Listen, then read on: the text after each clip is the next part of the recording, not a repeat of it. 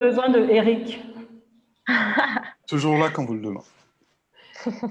Ok, bon, so we live. Je Vas-y, à pense toi. qu'on est live. Bonjour, bonjour tout le monde.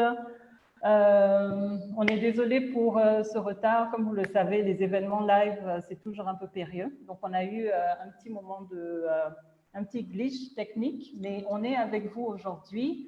Et aujourd'hui, on va parler de créativité comme un élément indispensable pour se réinventer. Mais avant toute chose, pour ceux qui ne me connaissent pas et qui ne connaissent pas Entre Africa, donc moi je suis Daisy Portela, je suis la chargée de communication de la Fondation Entre Africa. Et donc Entre Africa, c'est une communauté d'entrepreneurs qui a été fondée par le cabinet ESP. Et chez Entre Africa, on croit fortement en fait que le progrès économique de l'Afrique va se faire par un secteur privé fort. Voilà pourquoi on essaie de créer justement une communauté où les entrepreneurs peuvent s'entraider et s'assurer en fait de pouvoir être accompagnés tout au long de leur route entrepreneuriale. Alors aujourd'hui, on a comme invité deux Canadiens / Africains. Et j'ai l'honneur de co-animer ce Facebook Live donc avec Sophia Niasounou, qui est donc la managing director de Adicom Day. Et puis donc aujourd'hui, pour ceux qui nous ont suivis, qui ont suivi notre Facebook Live de la semaine passée, on a parlé en fait du mindset de growth hacking et de l'importance justement d'avoir ce type de mindset-là pour pouvoir faire face en fait à des situations telles que le Covid qui nous demandent de nous réinventer. Donc aujourd'hui, on a un exemple de ce que ce mindset-là peut faire avec justement nos invités qui vont nous entretenir là-dessus. Donc en premier lieu, je vais laisser tout le monde se présenter. Donc je vais commencer par Daisy. Bonjour à tous, alors, moi c'est Dédi Bilamba, donc effectivement je suis basé sur Montréal, mais j'ai eu le grand plaisir de travailler durant les 2 dernières années sur Abidjan, où j'ai eu l'occasion de collaborer et avec SP Entre Africa et avec les Adicom Days. Donc c'était une très très belle expérience. Je vous expliquerai d'ailleurs en quoi ça a influé sur mon mindset justement et qui m'a permis aussi à faire l'opération qu'on va vous décrire. Donc moi je suis expert en marketing et communication de base et maintenant très axé numérique. Et puis, je suis également auteur. Voilà. Super. Eric, je te laisse la parole. Bonjour à tous, merci à ceux qui nous suivent, merci de l'invitation. Donc, Eric Umboa, l'autre soi-disant canadien, mais bien ivoirien, puisque je vis maintenant sur le continent à Abidjan. Et dans ce contexte de Covid, je venais faire un tour ici, voir la famille. Je me suis retrouvé coincé à Montréal, donc j'ai retrouvé ma montréalité partiellement. Et donc, présentateur, producteur et co-organisateur du Dîner en Blanc. Il y a beaucoup de choses sous ma casquette, mais définitivement homme de communication, homme d'événements. Et donc, je travaille sur plusieurs sujets, que ce soit des émissions de télévision, des concepts comme on a pu le vivre et qu'on va vous partager aussi. Collaborer beaucoup de fois, énormément de fois avec Dédi Bilamba que je connais depuis beaucoup d'années, depuis Montréal. Donc, c'est toujours ces collaborations un peu novatrices qui m'interpellent. Et donc, dès qu'il y a de l'action, vous retrouverez Eric Mboua. C'est simplement ça. Super. Merci beaucoup, Eric. Et Sophia, je te laisse te présenter. Je pense que pas mal de gens te connaissent, hein, mais vas-y. Merci, bon, pas tous, j'imagine. Merci beaucoup. En tout cas, moi, je suis ravie d'être avec vous. Alors, je suis Sophia Niasounou, donc directrice des Adicom. Adicom, qu'est-ce que c'est? Africa Digital Communication. C'est une plateforme, en fait, qui permet de valoriser les créateurs de contenu, mais également qui sert finalement à faire monter en puissance l'écosystème de la communication digitale en Afrique et surtout en Afrique francophone. Donc, on a un événement, Adicom Days, qui est donc un événement annuel, justement, rassembleur de l'ensemble de cet écosystème. Et puis, à l'année également, on continue en fait l'expérience Adicom Days à travers des formations et des ressources aussi en ligne sur la communication digitale en Afrique. Et donc, j'ai eu l'honneur de travailler avec, et de toujours continuer d'ailleurs avec Dédi qui intervient souvent dans notre newsletter en nous faisant des retours d'expérience. Et Éric Bois qui a animé en fait avec brio la cérémonie des ADICOM Awards en 2019. Donc, voilà, je suis ravie de les retrouver. Et aussi, je suis très contente, merci Daisy de m'avoir proposé cette opportunité de co-animer avec toi parce que ça faisait un moment qu'on voulait faire des choses avec Entre Africa, puisqu'effectivement, l'écosystème des créateurs de contenu se croise finalement avec l'écosystème aussi entrepreneurial. Donc, je pense qu'à ce titre, c'est intéressant. Super. Merci tout le monde. Alors, à tous ceux qui nous suivent, n'hésitez pas à nous poser des questions. On est ouvert. C'est un échange, c'est une conversation qu'on va avoir avec un peu tout le monde. Et bien évidemment, on est là pour apprendre de ce retour d'expérience-là. Donc, sans plus tarder, je vais rentrer dans le vif du sujet. Donc, Dédi, tu travailles pour le festival Vue d'Afrique. Et donc, le festival a dû se réinventer, en fait, à cause justement de la crise. Mais avant ça, j'aimerais savoir quels ont été les impacts directs pour que vous puissiez justement avoir cette idée de pouvoir se réinventer. Et puis pour toi, Eric, étant dans le domaine de l'événementiel, comment aussi le Covid, en fait, a impacté directement? Donc, je vous laisse la parole, messieurs.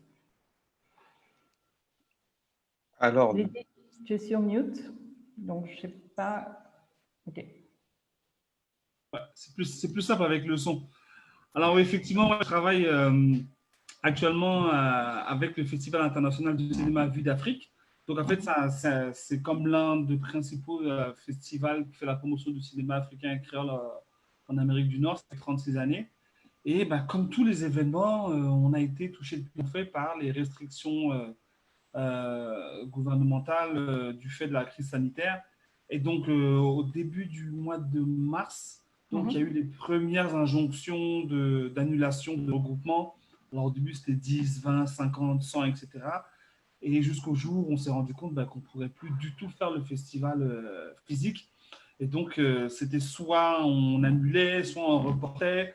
Et c'était vraiment un dilemme parce que lorsqu'on est dans l'événementiel, et surtout par exemple un festival de cinéma où il y a un caractère particulier, tu sais, il y a le tapis rouge, on se retrouve dans une salle, il y a tout un contexte, etc., qui fait qu'il fallait qu'on prenne une décision. Et aussi psychologiquement, quand on est dans l'événementiel, on travaille, Sophia, tu le sais parfaitement, on travaille pendant des mois et des mois et des mois sur un événement. Et le fait de se dire on ne le fait plus, c'est catastrophique, quoi. Sans compter après l'aspect financier, de billetterie, de sponsoring, etc. Donc voilà, on s'est retrouvé comme ça. Et donc il a fallu faire un choix. Et la chance qu'on avait, c'était que nos produits, qui sont des films en fait, sont transférables sur le web numériquement. Mais on vous expliquera un peu tout à l'heure que le défi, ce n'était pas seulement de trouver un endroit sur le net où les gens pourraient cliquer et voir un film. Il fallait garder un caractère événementiel, il fallait trouver une communauté existante, il fallait convertir nos publics de base, de salle, à une expérience web. Il fallait trouver un nouveau modèle économique parce qu'il n'y a plus de billetterie, donc comment on fait, etc. Il fallait convaincre les réalisateurs. Donc, c'était vraiment la folie. Puis mais vraiment, on est content d'avoir pris cette décision d'aller au numérique et on vous expliquera comment on a fait cette folie. Super, merci beaucoup, Dédi. Et Eric, de ton côté, alors, comment ça s'est passé? Alors, effectivement, vous savez que nous, en tant qu'animateurs, on remplit notre agenda d'événements à quelques mois d'avance. Et c'est marrant pour la petite histoire, lorsque j'échangeais avec Dédi, quand il était à Montréal et moi à Abidjan, je le voyais sur le festival. Je dis, ah, mais c'est très bien, tu es impliqué sur le festival que je connais très bien, puisque j'avais été parrain d'une édition il y a quelques années, du Festival international de cinéma Vue d'Afrique. Et l'une des la directrice, la déléguée générale me disait, ah Eric, c'est dommage que tu sois à Abidjan, on aurait beaucoup aimé que tu puisses animer comme avant ce festival. Je dis, écoute, ça va être très compliqué, j'ai beaucoup de choses à faire sur Abidjan, j'ai des engagements, etc. Donc, je prends mon vol tranquillement pour venir faire un petit tour sur Montréal. Et là, bloqué, frontières fermées, j'appelle Dédi, je dis, mais écoute, les choses se sont modifiées aussi pour vous sur une approche numérique. Je l'ai vu très impliqué puisque c'était son mandat. Et j'ai dit, bah, écoute, pourquoi pas faire une cérémonie de clôture numérique? Tout à fait. Là, vous connaissez Dédi, il marque un petit temps de silence et puis le cerveau commence à s'allumer. Exactement. Les fils se connectent et c'est ça qui est intéressant dans ces collaborations, ces partenariats-là. C'est que voilà, lorsqu'on projette une idée comme ça, elle arrive et c'est la jonction des idées qui font naître des choses assez intéressantes. Et donc, à proposer ça, il fallait le conceptualiser, le proposer et le faire remonter à la direction du festival. Et ils ont dit, pourquoi pas, comment imaginer tout ceci? Et en fait, c'était répondre à cette crise, soit en termes d'opportunités ou simplement rester figé en termes de menaces. Donc, est-ce qu'on saisit une opportunité ou est-ce qu'on la crée? Qu'est-ce qu'on fait exactement? Est-ce qu'on peut tenter quelque chose avec ce qu'on a autour de nous, ce qu'on est capable de faire et de trouver les ressources présentes et disponibles pour le faire? Donc, comment ça s'est passé? C'est que je me suis dit, je suis capable d'animer virtuellement aussi bien qu'en présentiel. Et pourquoi pas tenter le coup en imaginant et en pensant vraiment tous les aspects de l'approche pour que ça puisse être un rendez-vous qui respecte les codes d'une cérémonie avec tout ce que ça peut comprendre. Et donc, c'est un peu dans cette approche-là qu'on a plongé dans cette idée avec Dédi. Et je pense que si Dédi n'était pas là, ça aurait été aussi un peu plus compliqué parce que ça prenait d'allumer Ouais. de créer le déclic aussi avec lui. Oui, tout à fait. Effectivement, quand j'entends un peu ce que vous me dites, je sais qu'il y a pas mal d'entrepreneurs ou d'entreprises même, on va dire, qui restent figés très souvent sur une façon de faire, une façon de penser, et qui pour changer du jour au lendemain, on va dire le business model, hein, le modèle d'affaires, c'est très, très difficile. Donc, pour vous, qu'est-ce que ça a pris? Je sais que le mindset dans ces cas-là est très important. Et qu'il est nécessaire de vraiment pouvoir être très agile. Dédi, lorsqu'on préparait justement cette réunion-là, tu me parlais beaucoup d'agilité. Est-ce que cette agilité-là, elle est venue tout de suite au sein de l'équipe et au niveau aussi des partenaires que vous avez réussi à rallier de votre côté? Est-ce que les choses se sont faites assez rapidement? Est-ce que tout le monde a décidé de changer la manière de faire assez rapidement ou alors ça a pris quand même un peu de temps? Écoute, ça a pris un petit peu de temps, mais le petit peu de temps, c'est en quelques jours, en fait, mais parce que le contexte faisait qu'on n'avait pas le choix. On était dans une situation où les autres festivals annulaient, donc on nous regardait avec des gros yeux en disant, ben, vous, alors, qu'est-ce que vous faites? Donc, la difficulté, c'est que déjà, en fait, en termes de produit, notre produit, en fait, c'est un festival de cinéma, donc c'est un public…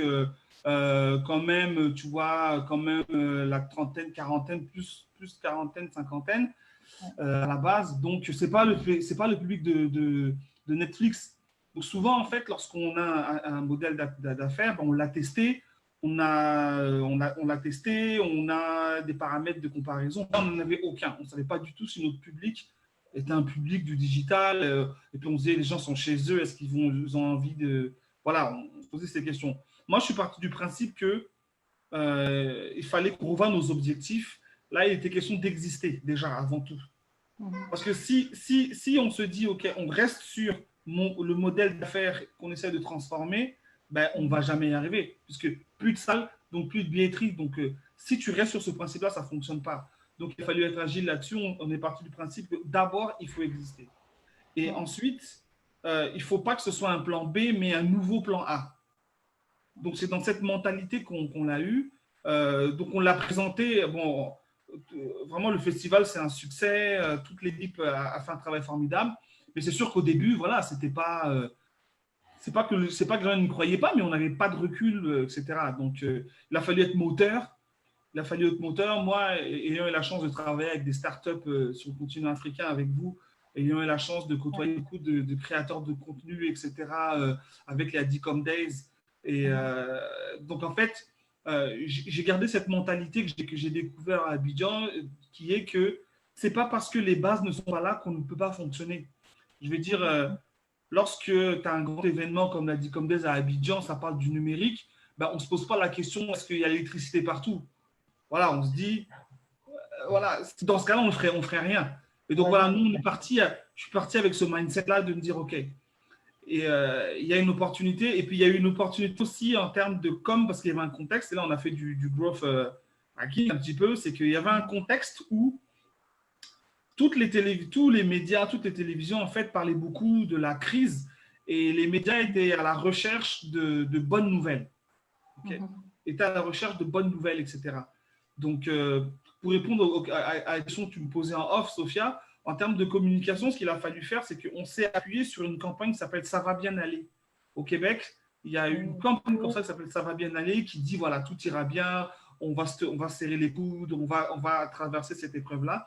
Et donc, nous, en fait, la démarche, c'est qu'on s'est positionné comme un festival qui tenait le coup et qui aidait la population à bien aller en leur apportant du divertissement à la maison. Donc, en termes de communication, on est parti là-dessus. Et juste pour que les gens comprennent, c'est qu'on a fait un partenariat avec TV5. Parce que TV5 Québec-Canada a déjà une plateforme de streaming de films. D'accord ? Donc, ce qui fait, c'est qu'on a transféré notre identité, notre communauté sur cette plateforme. Ce qui fait qu'on a joint les deux communautés, comme aujourd'hui on joint ESP entre Africa et Dicom Days. Et donc, en fait, on a bénéficié de l'expertise technique de TV5. Et nous, on a apporté le contenu, donc c'est tous les films. Et c'est ce qui a créé cet engouement. Mais il a fallu beaucoup d'agilité. C'est-à-dire qu'on a fait en un mois, normalement, un festival qui peut prendre 6 mois. Et petite anecdote, même à la conférence de presse téléphonique qu'on avait faite, on n'avait pas encore tous les films. Et nos partenaires TV5 n'étaient pas certains que techniquement, tout était encore bon. Mais on a décidé de le faire quand même parce que, il fallait exister, il fallait envoyer un message. Et de toute façon, on n'a pas le choix. Donc, on avance. Et puis, il fallait, en fait, on était en mode ajustement permanent. En fait. C'est ça. Mais c'est toujours intéressant de savoir ce qui se passe derrière le rideau. Hein, parce que quand on voit les choses se dérouler, tout le monde se dit à chaque fois waouh, c'est génial. Mais derrière, en fait, on ne sait jamais ce qui se passe. Et là, Dédi, le fait que tu nous partages justement cette expérience-là, je pense que ça va servir pour pas mal de gens qui nous suivent, à savoir qu'on n'est pas forcément obligé d'être prêt à 100% pour pouvoir initier quelque chose de nouveau. Parfois, il faut juste aller comme ça avec le feeling et puis s'ajuster en fait en cours de route. Je pense que c'est un peu ça qu'il faut retenir. Effectivement, oui. On avait déjà une petite réflexion, on avait déjà une démarche à être plus numérique qu'avant. C'est d'ailleurs pour ça que j'avais rejoint l'équipe. On avait prévu de faire des masterclass en ligne, faire des discussions en ligne, avoir du contenu différent. On avait déjà cette approche, mais de là à passer 100% là, en numérique, non, ce n'était pas prévu. En plus gratuit. Donc, c'était vraiment possible. Ouais, super. Eric, tu voulais rajouter quelque chose? Oui, effectivement, tu disais que c'était un peu compliqué de faire naître quelque chose. Ça prend une étincelle pour qu'il y ait un brasier d'idées qui arrive par la suite. Donc, c'est sûr que pour prendre une décision aussi rapide, ça prend des acteurs qui déjà se poser la question, c'est déjà avancé. Et effectivement, on ne dispose pas de tout. Il y a le fameux slogan « Just do it », juste fais-le, vas-y, lance-toi. Et tu t'ajustes en fonction, tu regardes comment tu peux rajouter des éléments pour bonifier la proposition. Mais il ne faut pas perdre de vue la vision et l'objectif. Parce que finalement, quand on voit tout ceci, on se dit, OK, il faut faire arriver, il faut que le bateau arrive à échéance, qu'il arrive à quai, parce qu'on a quelque chose de beau et d'intéressant à proposer. On ralliait des communautés, comme tu l'as dit tout à l'heure, Dédi, la communauté de TV5 Québec Monde, et TV5 Québec Canada, et de l'autre côté, tout ce que représente le festival, toutes ces personnes qui n'allaient plus se voir, parce qu'il s'agissait de ça. Donc, comment on peut faire exister quelque chose? C'est important de le faire parce que les gens ont besoin de rester en contact. Et ça demande un travail, un ajustement considérable et de prendre les premières victoires comme des signaux très intéressants. Parce que tout ne s'est pas fait tout de suite. Teddy l'a raconté lorsqu'il fait sa conférence de presse. Comme moi, j'arrive derrière en disant un petit bout de ce qu'il y a d'énorme déjà, parce que le festival avait déjà fait sa bascule vers le numérique. On rajoute un petit élément et ce petit élément de fin devient, vous savez, dans l'événement, il y a toujours le début qui est important et la fin. Ce qui est à l'intérieur, là, n'est que la substance. Donc, il fallait amorcer quelque chose et bien le terminer. Donc, c'était un peu toute cette jonction des choses qui ont fait que ça a offert quelque chose d'assez intéressant. Petit bonjour à Ludovic. Là, je regarde les personnes qui se sont connectées. C'est un peu ma déformation Non, d'animateur. non, c'est parfait, c'est bien. Il faudrait qu'on salue, justement, qu'on salue ceux qui sont connectés. Sophia, je vais te laisser la parole. Avec tout ce que tu as entendu, sûrement que tu dois avoir pas mal de questions en termes de communication digitale un peu. Donc, à toi la parole. Merci beaucoup. Alors moi, j'aimerais bien rentrer dans les détails des formats et des canaux que vous avez utilisés justement alors pour capter la communauté existante. Vous en avez parlé, un profil plutôt 40-50. Et puis aussi pour élargir la communauté puisque vous avez été chercher la communauté de TV5, mais probablement vous avez réussi à élargir aussi l'audience. Donc, quel canal, quel format? Effectivement, oui, donc le festival était géolocalisé au Canada parce que c'était ça les droits qu'on avait d'exploitation des films. Donc, ce qui s'est passé, c'est que notre public de base, en fait, il a été touché, je te dirais, en fait, par la presse généraliste, web généraliste, d'accord? Parce que les médias parlaient tant du fait qu'on existe encore, qu'on passe au numérique, et donc, on a eu une grosse couverture presse sur tous les gros canaux nationaux canadiens, québécois et montréalais. D'accord? Donc, on a eu ça. Ensuite, on a beaucoup travaillé l'appropriation auprès des créateurs de contenu, auprès des réalisateurs. Ça veut dire que chaque réalisateur avait son affiche à lui du festival. Chaque réalisateur avait même quasiment limite sa propre bande-annonce. Donc, en fait, ce qu'on a fait, c'est que on a favoriser cette appropriation de la part des réalisateurs pour qu'eux-mêmes fassent leur propre promotion. Et cette année-là, on a aussi rajouté pour la première fois un vote du public, donc un vote en ligne. Donc, on avait un réseau d'ambassadeurs qu'on a déjà eu depuis les années précédentes parce que moi, je veux dire, je suis arrivé en mission dans le festival depuis 6 mois, mais ça fait 36 ans. Donc, tu as Géraldine Lechêne et Gérard Lechêne et toute l'équipe qui avaient fait un gros travail de mobilisation. Donc, on a nos communautés qui existent déjà. On a donné du contenu, on a créé du contenu pour les réalisateurs afin qu'eux-mêmes soient leurs propres ambassadeurs et du festival et d'eux-mêmes. Et on a favorisé l'émulsion en proposant un vote en ligne. Donc, chaque réalisateur avait à cœur de faire sa propre campagne pour promouvoir ça. Donc, mais c'était essentiellement Facebook et Instagram. Et sachant que ce qu'on a fait aussi, c'est qu'on a vraiment fait ça de manière expérientielle. Ça veut dire que de la même manière qu'on avait les films qu'on pouvait voir sur les plateformes de TV5, mais on avait aussi des discussions, des classes de maîtres. On avait classes de maîtres. Ça, c'est ma déformation québécoise. Masterclass. Classe de maître, tabarnak. Et on avait sur Instagram, on avait des shows d'artistes, chanteurs, humoristes, etc. Donc, en fait, on y allait vraiment beaucoup sur le contenu, en fait. On y allait vraiment beaucoup sur le contenu. C'est le contenu qui nous a permis, en fait, de recréer l'expérience qu'il y avait qui aurait dû avoir en salle. Et donc, voilà un petit peu ce qu'on a pu faire. Et lorsqu'on s'est rendu compte, lorsqu'Éric est venu nous voir, nous dire faire une cérémonie de clôture, je trouve ça super, mais c'est quand? Parce qu'on avait les résultats juste 2 jours avant, etc., comment on allait faire, etc. Mais c'est lorsqu'on a vu, en faisant les interviews, lorsqu'on a vu la réaction du public et l'engouement, on s'est rendu compte que si effectivement, il fallait qu'on aille jusqu'au bout, et aller jusqu'au bout, c'est aller jusqu'à faire une cérémonie de clôture où on remet des prix, etc. etc. Et donc, c'est là qu'on s'est dit, bon, il n'est pas si fou, on continue et puis on allait jusqu'à là. Bon, voilà, j'espère que j'ai pu répondre à tes questions. Oui, alors si je peux…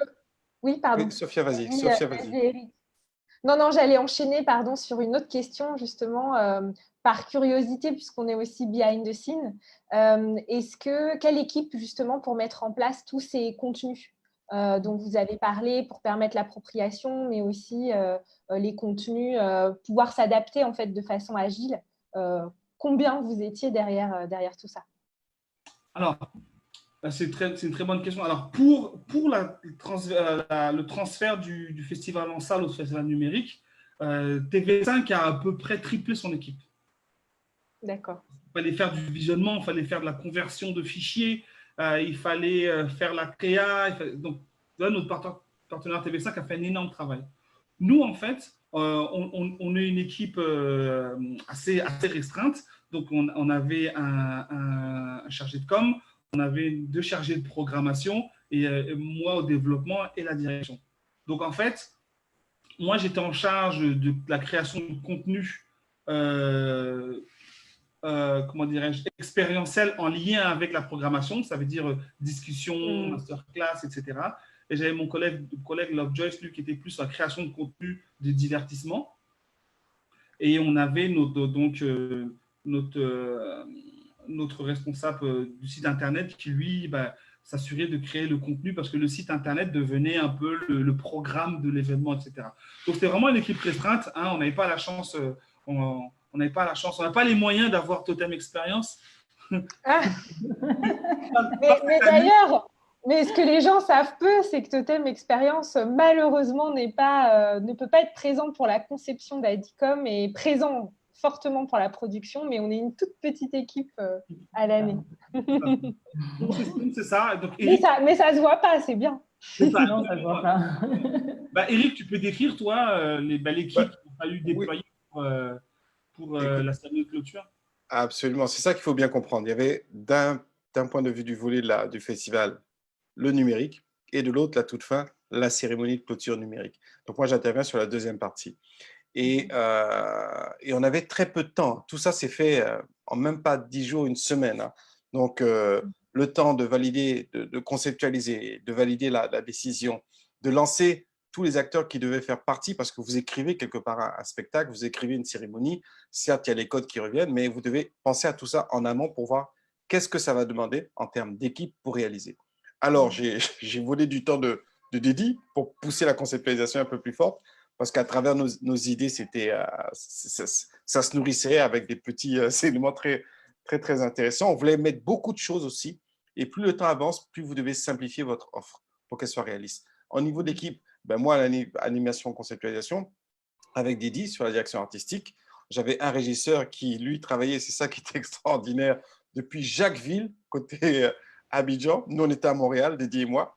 Et mon équipe de monteurs n'était pas disponible puisque je l'ai fait sous l'entité de Proditive, qui est ma boîte de production. Et donc, on est allé chercher les ressources chez Dédi avec un monteur. Et donc, l'idée était aussi de se dire, travaillons efficacement. Ce n'était pas mettre 10 personnes sur le coup, mais d'avoir 3, 4 personnes qui connaissent bien leur affaire et avec qui on a cette facilité de travail. Donc, quand vous choisissez vos équipes, n'allez pas en prendre 10. Prenez-en 5 qui savent exactement quoi faire, comment le faire, et surtout si vous avez une bonne dynamique de travail. Parce que si vous commencez à avoir quelqu'un qui tire vers le bas le projet, c'est compliqué de faire avancer la chose. Il faut vraiment des gens willing, comme on dit. Donc, Dédi parlait de classe de maître, de masterclass, et aussi l'école du vieux père. C'est-à-dire qu'à un moment donné, il faut se faire confiance en posant la question, est-ce que toi, tu connais, est-ce que tu sais faire, tu es prêt à le faire, go, on y va. Donc, il y avait moi, Dédi, un monteur et un régisseur sur la plateforme Zoom et un animateur 3D parce qu'on voulait aussi mettre de l'esthétique derrière tout ceci. Donc, une équipe de 5 autour de cette cérémonie de clôture numérique et digitale et bien entendu, tout l'apport du festival en termes de remontée vers les partenaires et tous les intervenants. Donc, voilà un peu quelle était l'équipe derrière tout ceci. J'espère n'avoir oublié personne quand je le dis comme ça, Dédi. Ouais, non, c'est ça, c'est ça. Et en fait, ce qui est intéressant, c'est de préciser que la cérémonie de clôture, en fait, l'équipe de production de la cérémonie de clôture, tout le monde était à Abidjan. En fait, on avait donc Jérémy, le monteur, sur Abidjan, Yola, donc régisseur, sur Abidjan à la plage. Et on a même eu recours à… Avec le décalage horaire, On travaillait jour et nuit. On a même eu recours à un extra. Un autre moteur, ouais. Tu vois, c'était toute équipe comme ça. Mais ce qui était intéressant, c'est que non seulement dans cette cérémonie de clôture, ce qui s'est passé, c'est que le simple fait de l'annoncer, de le faire et de jouer le jeu, on avait, vous pourrez voir sur la page de Vue d'Afrique, on avait vraiment tout l'habillage d'une vraie cérémonie de clôture avec… vraiment, c'était beau comme ça. Et en fait, ça a réveillé tout le monde. Nos partenaires, on a eu des messages du ministre des Relations nationales, de la PDG de TV5, etc. Donc, en fait, tout le monde s'est prêté au jeu et puis c'était une belle expérience. D'ailleurs, dans le commentaire, vous pourrez mettre le lien de Désir, on t'entend pas. Si on a un teaser et tout ça, je vois Gotha qui s'est connecté, Laetitia. Moi, j'aime bien dire des bonjours. Continuez à discuter. Hein. Je dis des bonjours à quelques-uns. Ça fait plaisir de voir ces personnes connectées.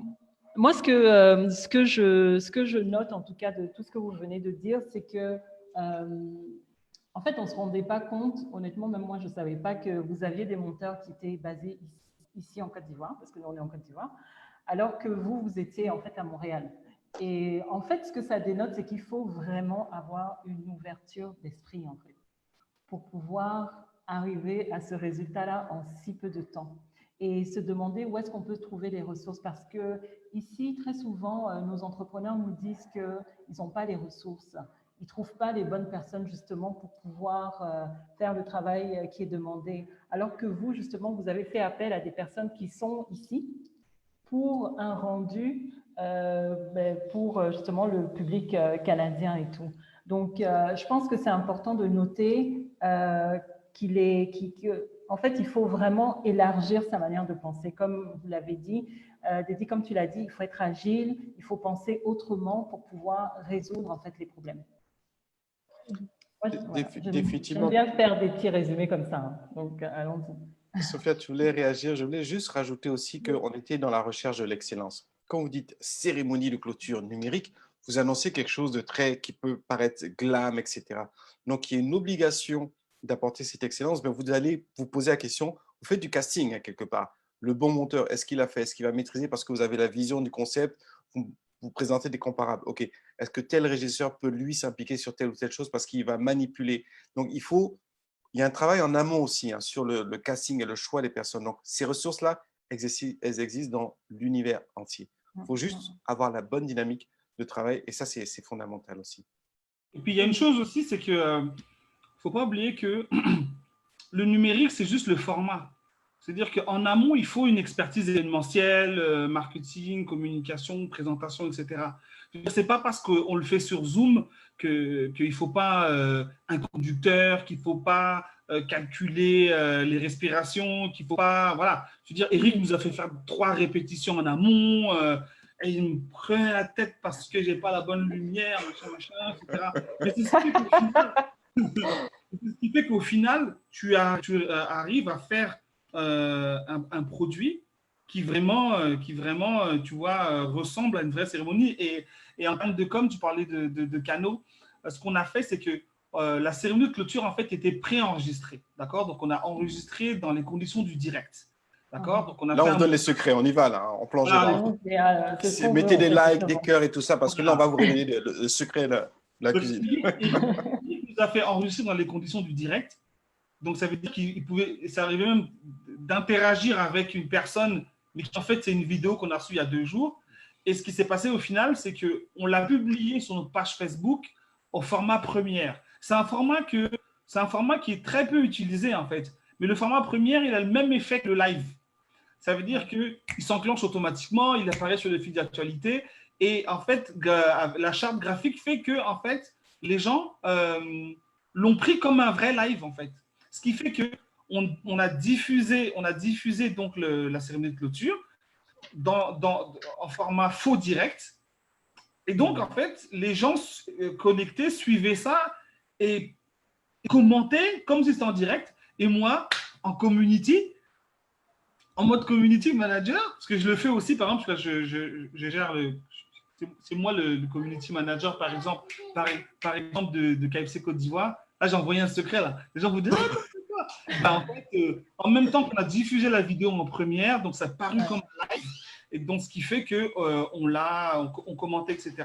Ça, ce qui est intéressant, et ça, c'est Eric qui a insisté, c'était qu'il fallait que, si on avait juste posté une vidéo comme ça n'aurait pas été une cérémonie de clôture, ça n'aurait pas été un rendez-vous, ça n'aurait pas été quelque chose pour lequel se prépare comme un événement. Je veux dire, dans un événement, tu arrives en retard, tu arrives en retard. Tu ne peux pas reculer l'animateur. Là, c'était la même chose, en fait. Et donc, le fait de le diffuser en mode première, ça a permis d'avoir l'effet du live. Et donc, c'était vraiment intéressant. Là, on est à presque 9000 visionnements, donc c'est super. Mais les gars, vous êtes des pros, hein? Moi, j'étais en train de regarder ça live, je pensais que c'était live et tout. Là, je viens d'avoir les secrets. Je me suis dit, waouh, les gars sont trop balèzes en fait. Ça ne change rien à l'émotion. Vous savez, le nombre d'émissions qui sont dans l'univers télévisuel qui fait qu'on doit ressentir les choses chaudement. Donc, quand on doit les ressentir à l'état, il faut le penser et l'écrire comme si ce que je vais envoyer. La petite technique, je ne sais pas si vous avez vu de l'enveloppe à un moment donné, à ce moment-là, les gens vont se dire, mais attends, comment ça se fait qu'ils transfèrent d'Edith à l'enveloppe? Ok, je te la transfère. Et donc là, donc tout ça, c'est répété, c'est écrit, c'est conceptualisé. Donc, le travail de préparation est super important aussi sur le livrable lorsqu'on parle de l'événementiel. Donc, sur ce format, Dédi allait prendre sa feuille blanche. Allez, Dédi, je te transfère l'enveloppe. Bouge pas. Dédi, tu as reçu l'enveloppe. Hein? Eh ben voilà, comme par magie. On t'entend pas, Dédi. On t'entend pas, Dédi. Ah, ça y est, il a l'enveloppe. Il a reçu. Donc voilà, c'était agrémenter des petits ingrédients pour que cette sensation de première soit ressentie comme un live, que ces petites choses qui sont écrites puissent donner un peu de vitalité à la cérémonie. Et il y a un autre élément, et Dédi, j'aimerais qu'on puisse revenir, ne pas se faire piéger sur l'outil. Parce que souvent, cet outil-là, si on n'en a pas la maîtrise et puis on est vraiment que sur l'outil, on perd l'essence même du contenu. Parce qu'à terme, c'était de mettre en image et révéler ces lauréats. Et donc, comment on pouvait les mettre en avant? Qu'est-ce qu'on pouvait mettre avant? Un petit coucou d'une animatrice, d'un producteur, une petite séquence vidéo. Donc, tout ça pour mener la révélation du prix et faire vivre quelque chose de particulier aux gens. Moi, j'ai une question, Daisy. Je peux y aller. En termes… parce que je ne vous entends plus très bien. Oui. Vas-y, tu m'entends? Ah, super. On t'entend. Ouais, super. Moi, j'avais une question en termes de reach. Donc, quelle audience toucher? Donc, pendant à la fois les visionnages des films, mais aussi la cérémonie. Et puis, en termes de retour, aussi, quel engagement? Je ne sais pas, est-ce que vous avez des verbatim un peu clés ou des commentaires qu'on a pu faire, alors que ce soit pendant la cérémonie ou même tout au long de l'opération du festival? Quel engagement? Voilà, comment vous qualifierez l'engagement? Et est-ce que vous pensez comme ça à des retours clés? Alors, en termes de reach, on a vraiment décuplé parce qu'en fait, le festival en salle nous fait une moyenne de 5 000 visiteurs sur 10 jours. Et là, en fait, on est passé à plus de 50 000 visionnements donc uniques. Et sur la plateforme de TV5, c'était 500 000 pages vues. Donc, les 500 000 pages vues, ça peut être une seule et même personne qui a vu plusieurs pages. Mais pour nous, on a augmenté de 100%, quoi, en fait. Avec du sponsoring? Non, sans sponsoring. Là, je parle là, c'est le visionnement chez TV5, en fait. D'accord, ok. Je parle chez TV5. Donc, ensuite, sur nos pages, effectivement, alors nous, on a augmenté de 20% durant les jours du festival le nombre de fans et de followers de la page. En termes d'engagement, on a augmenté quand même de 40% notre réactivité à nous aussi, d'accord? Et on a augmenté effectivement, pareil, on a augmenté tout. Le temps de durée de visionnement des vidéos, ça a augmenté. Parce qu'en fait, ce qu'il y a, c'est qu'on cherchait plus des KPI, tu vois, qui soient plus qualitatifs que quantitatifs. C'est-à-dire que on n'a pas eu 50 000, on n'a pas triplé le nombre de fans, mais on s'est rendu compte que on est passé de 3 secondes à peut-être 80% des vidéos, par exemple. Ce qui est beaucoup, en fait.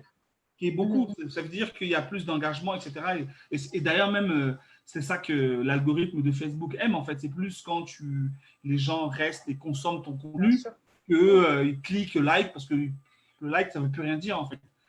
Donc c'était ça. C'était plutôt satisfaisant. Je t'avouerais que vu la petite équipe qu'on avait, etc., on était plus concentré sur délivrer une expérience festival de cinéma que vraiment être le plus efficace possible en termes de rayonnement, en termes de reach, etc. Ça, effectivement, il aura fallu qu'on ait une personne spécifique pour ça qui puisse vraiment travailler cet aspect-là. Ce n'est pas quelque chose qu'on a fait comme il aurait fallu, mais c'était juste une question de moyens et d'étapes, quoi. Et le contexte aussi. Le contexte faisait que dans ce temps très court, il fallait délivrer.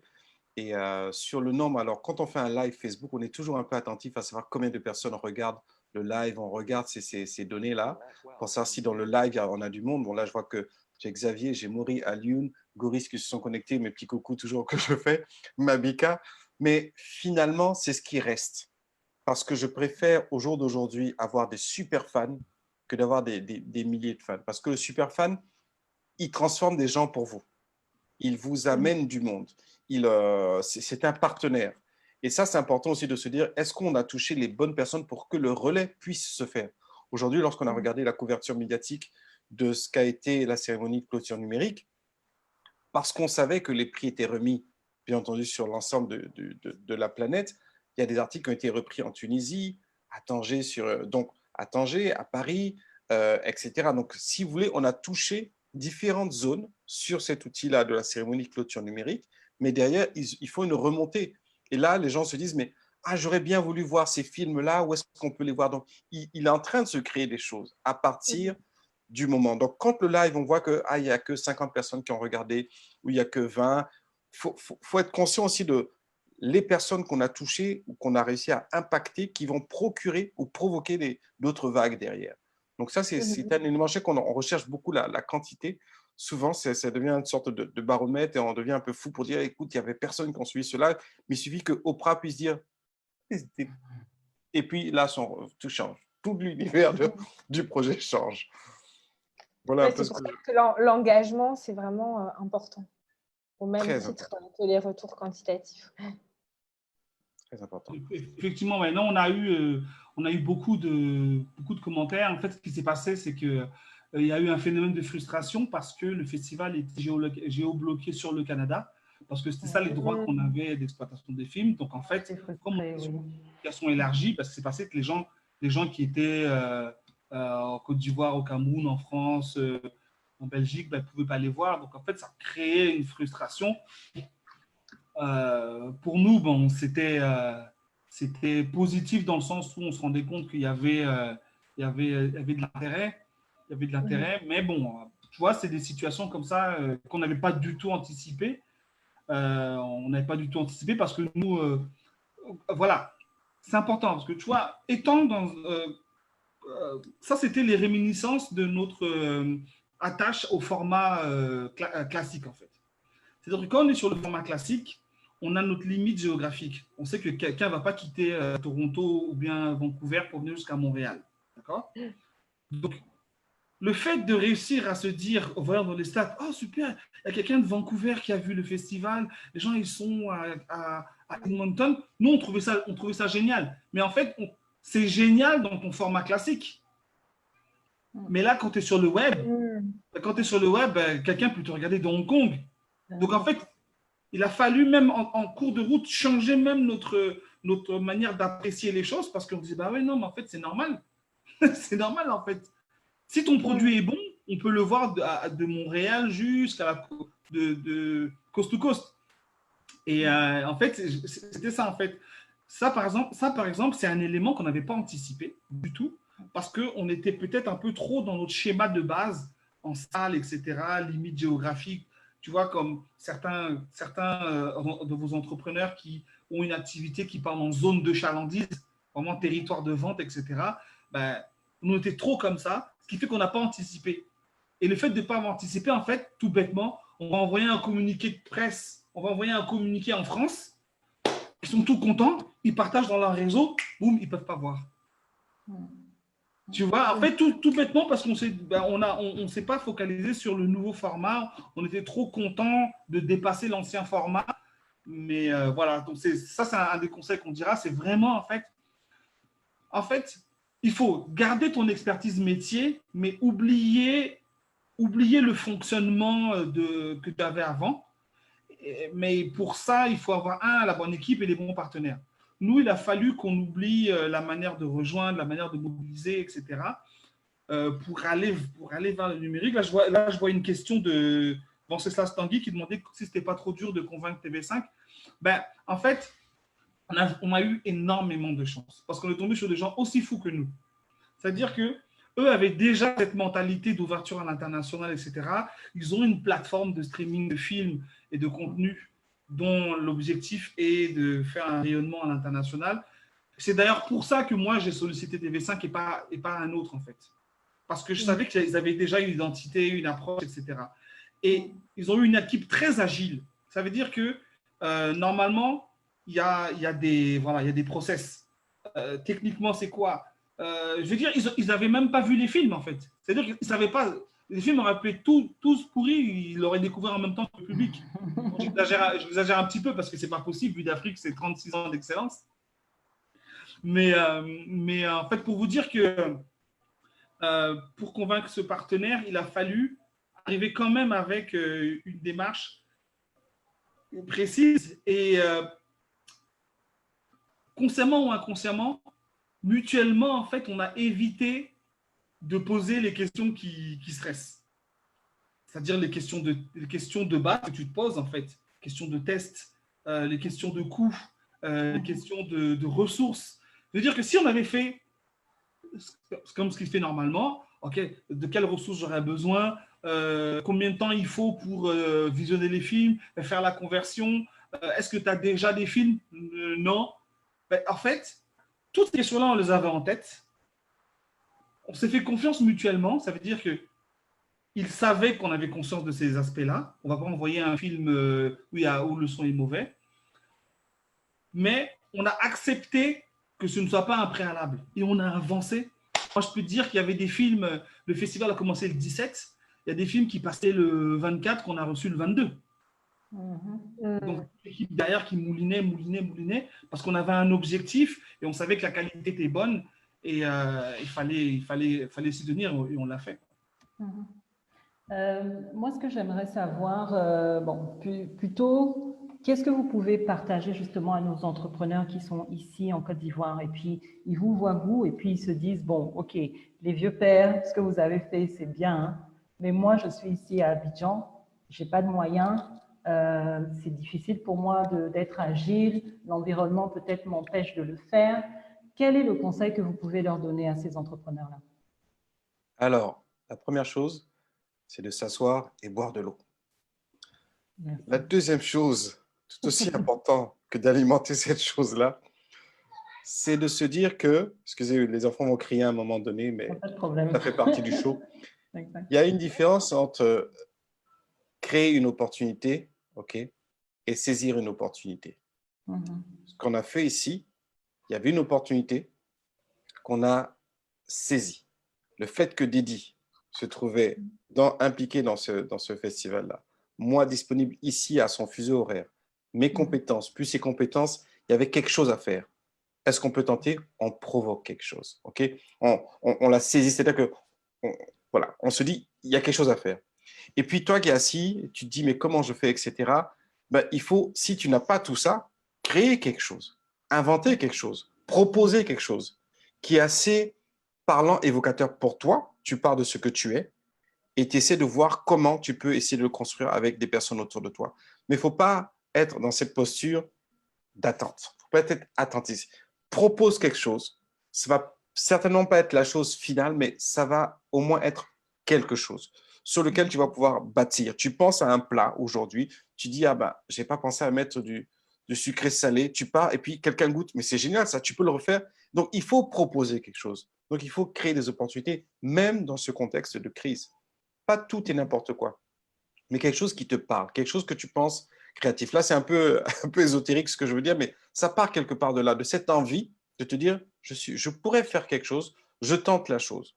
Elle est bonne, pas bonne, peu importe. Cette cérémonie de clôture numérique, c'était très compliqué à la réaliser. Le résultat, on en est content, mais il y a plein d'autres choses qu'on voulait y mettre, qu'on voulait faire. Donc, ça crée de la frustration. Et cette frustration, il faut l'accepter à un moment donné pour se dire, ben, c'est déjà ce que j'ai pu faire. Ça ressemble à quelque chose, vous savez, c'est l'enfant qui est là. Donc, voilà, on le fait exister. Mais qu'est-ce que ça crée derrière? C'est qu'aujourd'hui, avec Dédi, on a plein de sollicitations.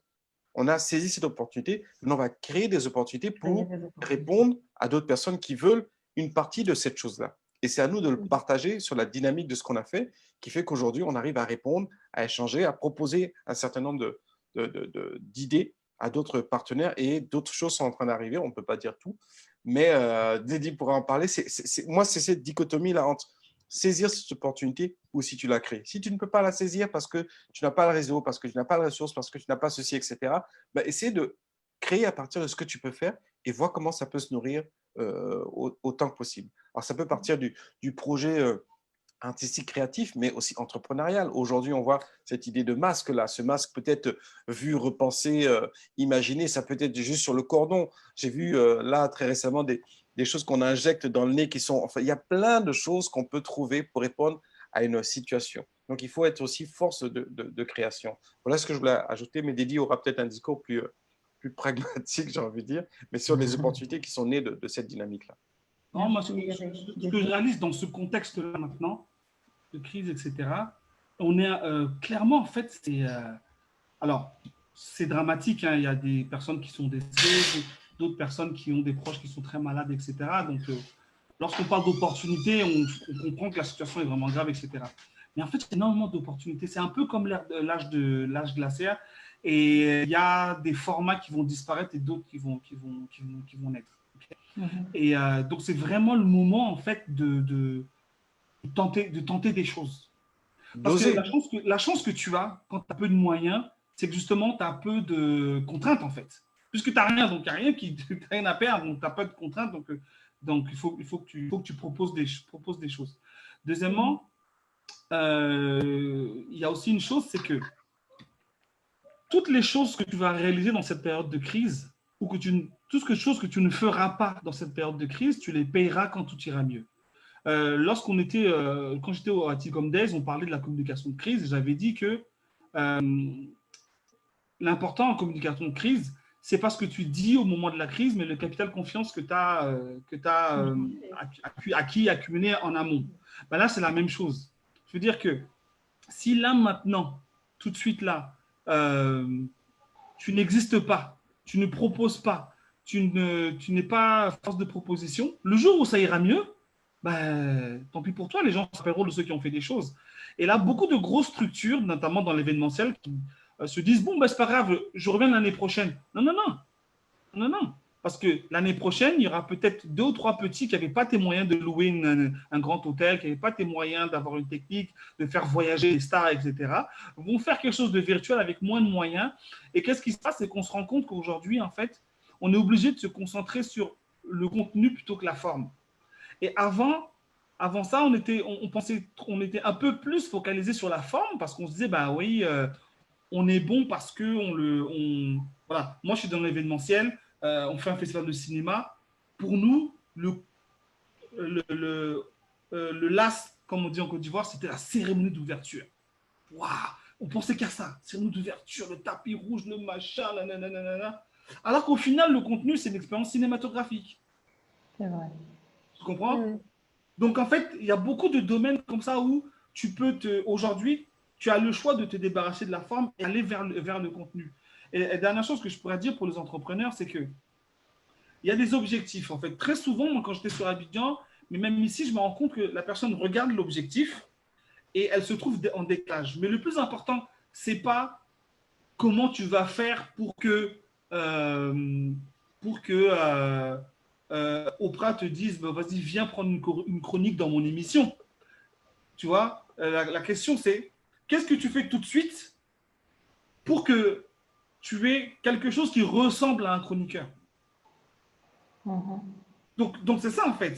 Nous c'était pareil, je veux dire, avec Eric, quand il nous a parlé de cérémonie de clôture, bah, c'est au fur et à mesure qu'on a travaillé sur les outils, mais d'abord, bah, il fallait se prendre au sérieux. Donc, ça veut dire qu'il fallait avoir un déroulé comme une vraie cérémonie de clôture, mettre du contenu comme une cérémonie de clôture. Vraiment, on s'imaginait comme si on était dans la salle, ah, ben là c'est trop long, les gens seront fatigués, oh oui, mais là, s'il y a ci, il y a ça, etc. Donc en fait, moi je pense qu'on est vraiment dans une période, surtout pour les gens qui sont axés sur le numérique, même les gens qui n'ont pas, dont les produits ne sont pas du tout numériques.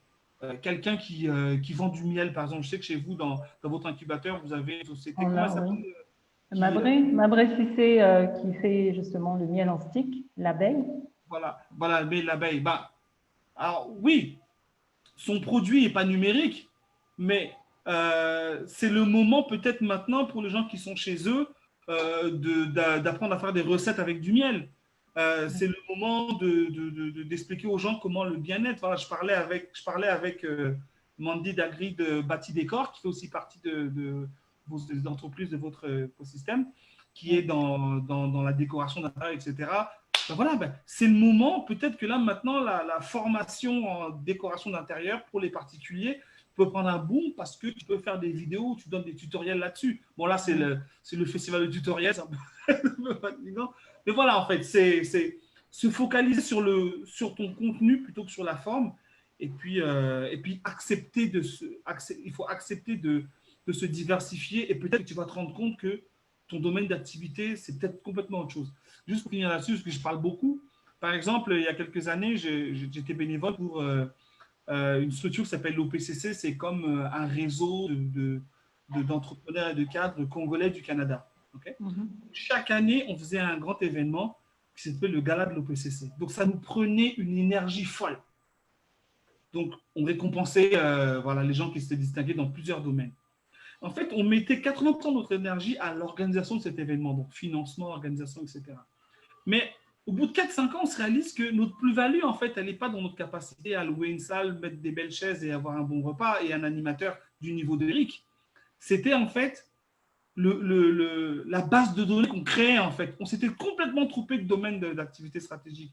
En fait, notre vraie plus-value, c'était le fait qu'on a réussi à créer une base de données de plus de 200 talents de différents domaines congolais qui vivent au Canada. Donc, en fait, c'est ça, en fait, qui devient LinkedIn, c'est ça qui devient une capacité de recensement, tu vois, en fait. Donc, c'est ce que je dirais aux entrepreneurs qui voient leur activité arrêtée, essayez de voir c'est quoi le contenu que vous créez qui peut toujours être un bienfait pour le public. Daisy, est-ce que moi aussi je peux juste partager, enfin juste rebondir sur ce que dit Daisy, parce que j'en meurs d'envie en tant Bien sûr, en fait, c'était justement à ton tour de parler, donc vas-y. Ah ouais, super. Et après, je poserai quand même des questions. Oui, il y a une chose que je voulais rappeler justement par rapport aux entrepreneurs. Moi, je me souviens très bien du témoignage de Loza Maleombo, donc, que vous connaissez, qui est donc styliste et créatrice de contenu. Et je me souviens quand elle parlait en fait de ses débuts, elle a gagné ses premières clientes aux États-Unis avec ses publications sur Instagram.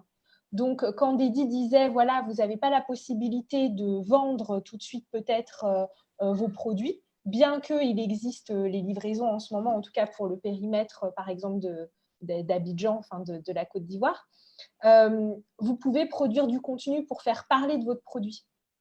Et effectivement, rendre aussi sa marque utile, demander à sa communauté ce qu'elle veut voir, lui apporter ce qu'elle souhaite aussi avoir, dont elle souhaite disposer, c'est construire une communauté forte qui se souviendra de vous quand on reprendra une vie pseudo-normale, même si peut-être la vie sera plus jamais comme avant, mais en tout cas, dès que les gens pourront à nouveau se déplacer, acheter, etc., comme ils le souhaitent, cette communauté-là, elle se souviendra de vous.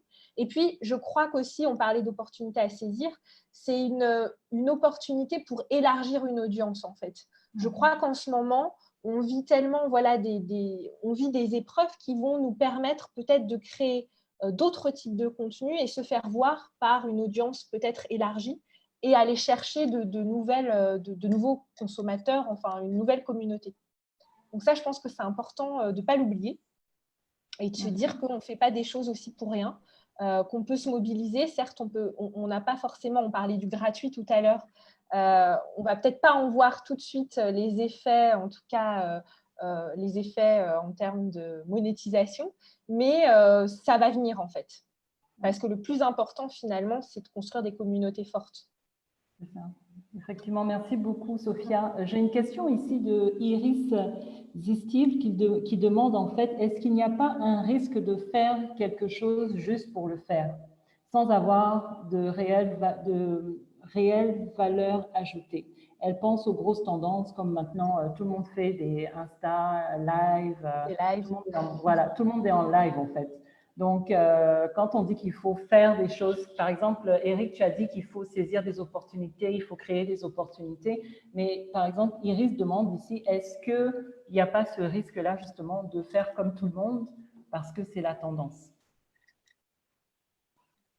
Alors, est-ce que c'est mauvais de suivre la tendance? Non, parce que ça nous permet d'être dans le game, comme on dit, dans un premier temps. Mais vous savez, c'est en allant à un rendez-vous que vous faites une bonne rencontre finalement. Parce que plonger dans cette expérience-là, vous tirez quelque chose qui va être peut-être utile pour vous. Vous pouvez aussi être absent, et ce n'est pas une mauvaise chose si vous avez besoin de recul, de ne pas rentrer dans ça.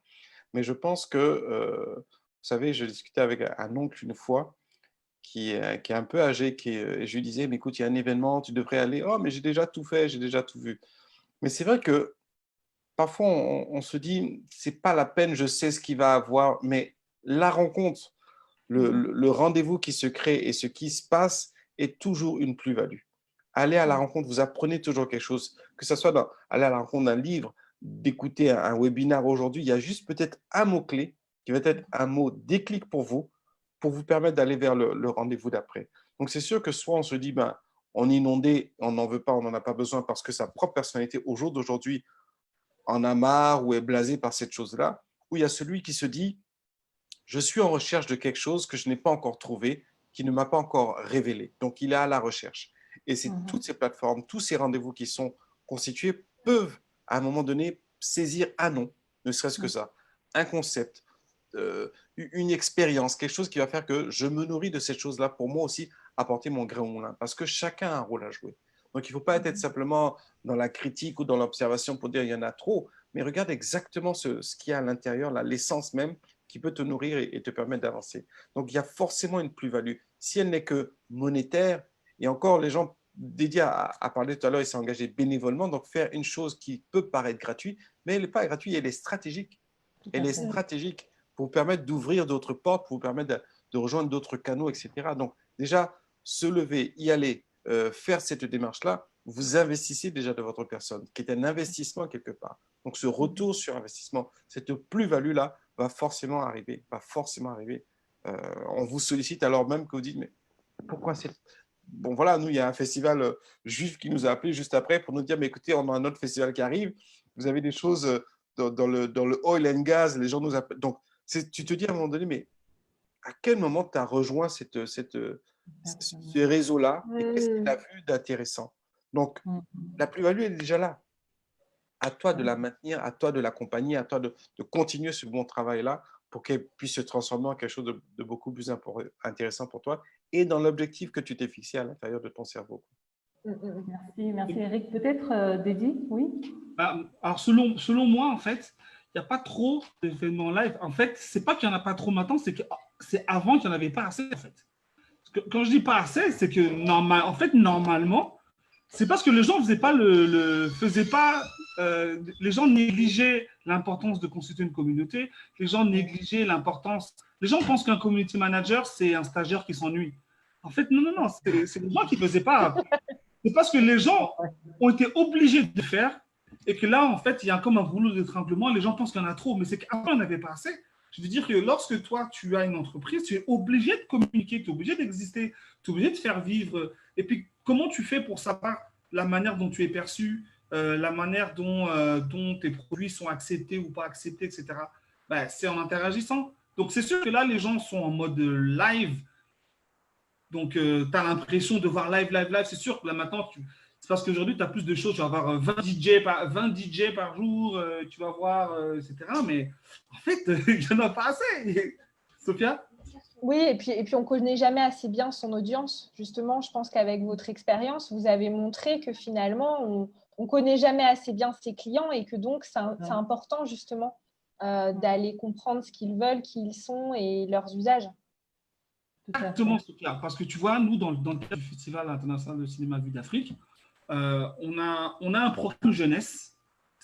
On a des films qui sont ouverts vraiment à tout public, mais on s'est rendu compte que l'image de l'extérieur est une image assez vieillissante.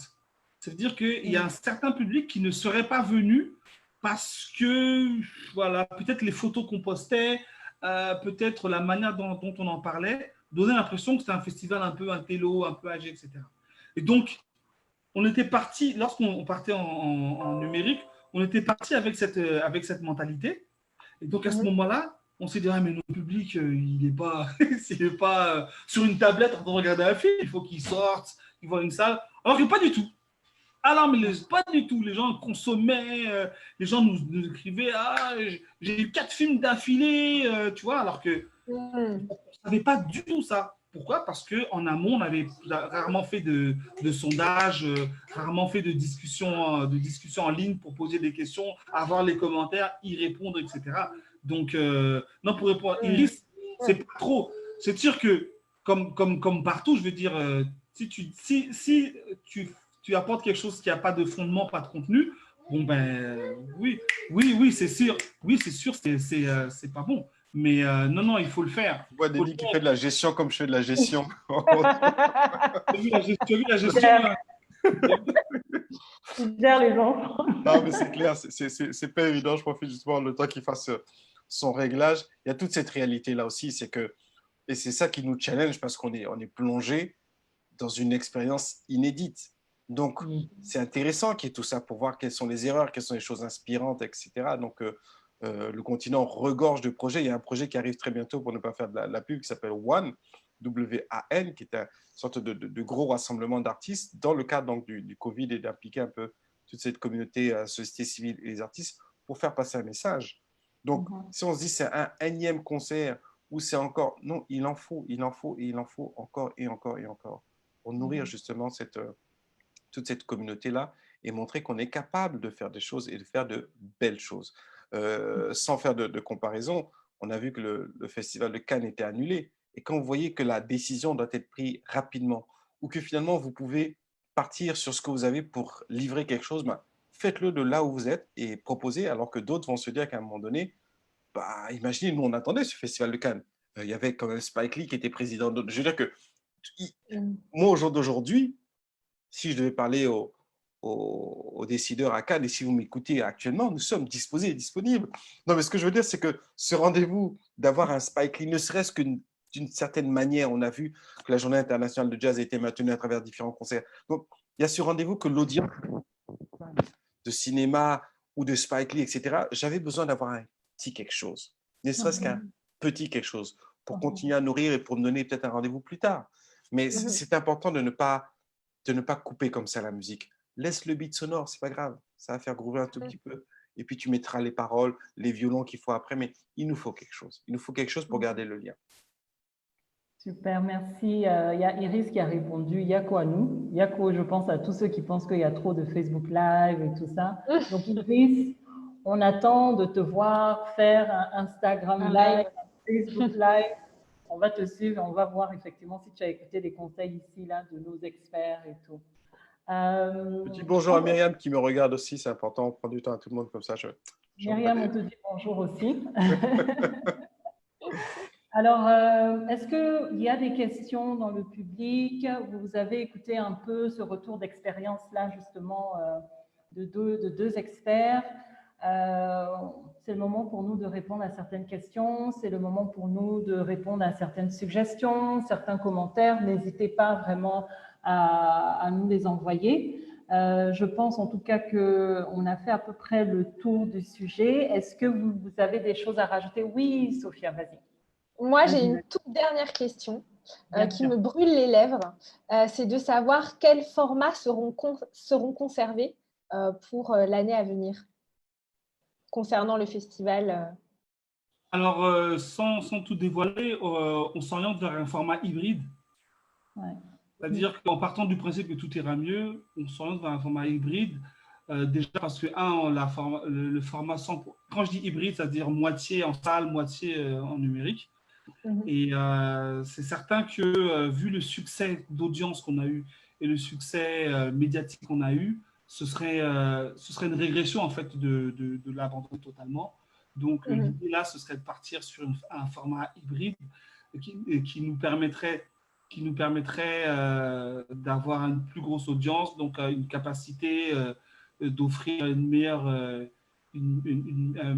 rayonnement à nos partenaires, tu sais, à nos sponsors, etc. Se focaliser peut-être sur la partie événementielle, peut-être plus en mode type marché du film, type formation, type rencontre d'affaires, etc. Et laisser l'expérience en cinéma, en numérique. Donc ça, c'est les choses sur lesquelles on travaille, mais c'est sûr que l'identité d'un festival, c'est aussi de se retrouver, se rencontrer, se voir. Et les gens auront besoin de se voir, de faire des photos sur un tapis rouge, etc. Donc, alors, on travaille aussi sur ma version hologramme du projet pour permettre d'être. De retrouver Eric à Abidjan, à Montréal, enfin un peu partout. Il n'est pas sur scène, si. Mais tu sais, Sophia, là, effectivement, là, je te parle du Festival d'Afrique, là, pour lequel je suis en mission encore là maintenant. Mais là, par exemple, avec Eric, on se rend compte que voilà, il y a vraiment un énorme besoin en termes de virtualisation d'événements, etc. Donc, je regarde vers les Adicom Days parce que je fais partie de tous les. J'ai fait une dépression. Ça veut dire que comme vous, c'était pas tout de suite. Tu sais, j'allais sur votre page. Ils ont pas de place. Parce que c'était prévu en octobre, c'est ça? Voilà, nous, c'est prévu en octobre. Donc, 22-23 octobre, on maintient à Dakar. Donc, bien sûr, on va suivre l'évolution. Mais ce que je peux vous dire d'ores et déjà et en exclusivité, c'est que les dates initiales, c'était le 18 juin, 18 et 19. Et donc, vous nous retrouverez en live le 18. Yeah. Donc, vous verrez voilà, je ne vous en dis pas plus. Mais bien sûr que l'idée, en fait, c'est de montrer qu'on est là et de se réadapter en espérant quand même avoir la possibilité, en tout cas en 2020, on a bougé les dates en espérant pouvoir quand même se rencontrer en physique, mais avec justement ce format hybride pour l'instant, en attendant d'y voir un petit peu plus clair. C'est super. Merci de le faire, Sophia. Merci de le faire. Vous n'avez pas conscience de... Vous savez, quand il y a le silence, quand on ne voit rien, parfois, ça crée de l'inquiétude. Donc, il faut effectivement être prudent, etc. Mais on a besoin d'entendre quelque chose, on a besoin de voir quelque chose. Parce que tout ce qui se partage en termes de solutions, parce que plein de personnes se retrouvent sans solution, sans imaginaire, sans créativité. C'est un peu le propos de ce rendez-vous, là, la créativité, comment je laisse parler mes envies, mes possibilités, mes expériences, mes possibilités qui rejoignent l'inquiétude d'une autre personne. C'est important de le faire. C'est vraiment important de rester en contact. Il y a déjà cette distanciation sociale qui est présente. Là, on a l'impression que c'est virtuel, mais je me sens déjà à Abidjan, tu vois, dédié de l'autre côté. Donc, c'est important d'exister, de faire exister d'une manière ou d'une autre. Donc, merci de maintenir ce rendez-vous, même si ce n'est pas le super format. Voilà, et puis de toute façon, on a les Adicom Awards aussi, qui est un concours en ligne, donc qu'on lancera également. Les candidatures seront ouvertes en ligne, donc on pourra candidater.